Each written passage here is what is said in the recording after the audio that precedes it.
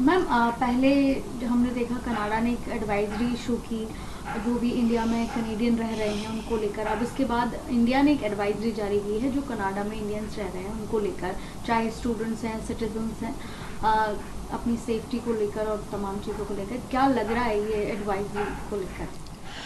ये एक काफ़ी गंभीर स्थिति अब हो गई है, उत्पन्न हो गई है इंडिया और कनाडा का बीच, क्योंकि हम जानते हैं कि 2 दिन पहले वहाँ के प्रधानमंत्री जस्टिन ट्रूडो ने एक बयान दिया था अपने पार्लियामेंट में कि जो एक मर्डर हुआ था, निजार लीडर थे, खालिस्तानी लीडर का, एक गुरुद्वारे में हुआ था सरी में, कनाडा में। तो और उस गुरुद्वारे के प्रमुख यही थे।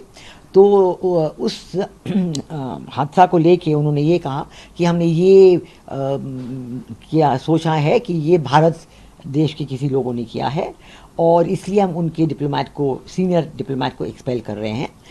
लेकिन वो अल्फाज जो उन्होंने यूज़ किए पार्लियामेंट में, credible allegations about potential links, इतना जनरलाइज, इतना वेग, कोई एक भी सबूत उन्होंने पेश नहीं किया।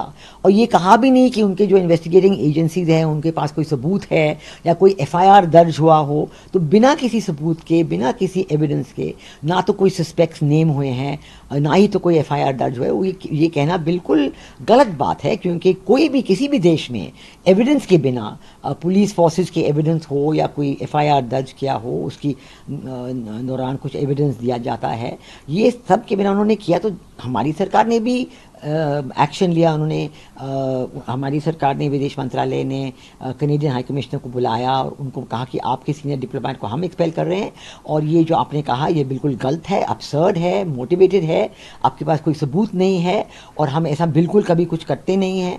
तो ये बिल्कुल उन्होंने साफ दोहराया है। लेकिन उसके बाद कनाडा में भी हमने देखा कि ट्रूडो के लिए कुछ खास सपोर्ट भी नहीं आ रही थी। उनके लीडर ऑफ अपोजिशन जो हैं कंजर्वेटिव पार्टी, उन्होंने साफ कहा कि ये उन्होंने बयान तो दिया है पार्लियामेंट में, लेकिन मैंने तो इसके बारे में कोई सबूत तो देखी नहीं है। आप मुझे दिखाइए, कुछ सबूत दिखाइए, एविडेंस दिखाइए, तब मैं सोचूंगा कि ये सच है। लेकिन उसके बिना तो मैं ये नहीं कह सकता कि उनका बयान सच है। जी। तो ये सब करते हुए उन्होंने अब एडवाइजरी इशू कर दी है कनाडा ने कि उनके जो लोग, उनके देशवासी जो हैं, जो भारत आ रहे हैं, उनको कहा कि आप सतर्क रहिए और कश्मीर के बारे में भी कहा।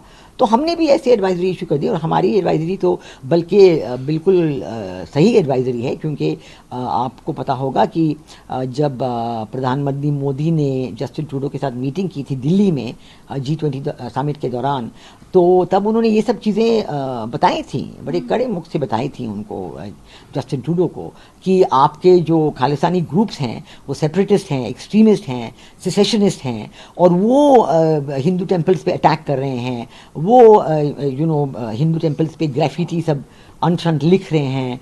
और वो हमारे डिप्लोमेट, भारतीय डिप्लोमेट्स जो वहाँ पे हैं, कनाडा में मौजूद हैं, उनके खिलाफ वो कह रहे हैं कि लोगों को उनको जाके मारो, उनके नाम ले रहे हैं, उनको मरवाने के लिए कह रहे हैं। ये बिल्कुल गलत काम है। कभी दो देशों के बीच, जिन देशों के बीच डिप्लोमेटिक रिलेशन है, कभी ऐसा नहीं हुआ है और होना भी नहीं चाहिए। और ये बिल्कुल गलत काम कनाडा ने किया है जी और हमारे मैम। प्रधानमंत्री ने समझाया भी था इसके बारे में। जी, अभी देखा G20 के दौरान भी एक अच्छी मुलाकात रही दोनों देशों के बीच, प्रधानमंत्रियों के बीच। उसके बाद अचानक से इस तरीके की स्टेटमेंट कनाडा की तरफ से आना, क्योंकि जून में डेथ हुई है उस खालिस्तानी की जो हत्या हुई है। उसके बाद अब क्या लगता है, क्या मंशा है कनाडा की इसके पीछे? मेरा ख्याल कनाडा के ऊपर ये कनाडा के प्रधानमंत्री जस्टिन ट्रूडो के ऊपर बहुत पॉलिटिकल प्रेशर है। उनकी अंदरूनी पॉलिटिकल प्रेशर देखा जाए तो उनकी पॉपुलैरिटी रेटिंग्स बहुत लो हैं, उनकी पॉपुलैरिटी भी कम हो गई है, उनके इलेक्शंस आने वाले हैं, उनकी माइनॉरिटी गवर्नमेंट है और उनके सर्वाइवल के लिए वो जो खालिस्तानी ग्रुप है जो उनके गवर्नमेंट में शामिल है, तो वो उनको अपना सपोर्ट बनाए रखना चाहते हैं।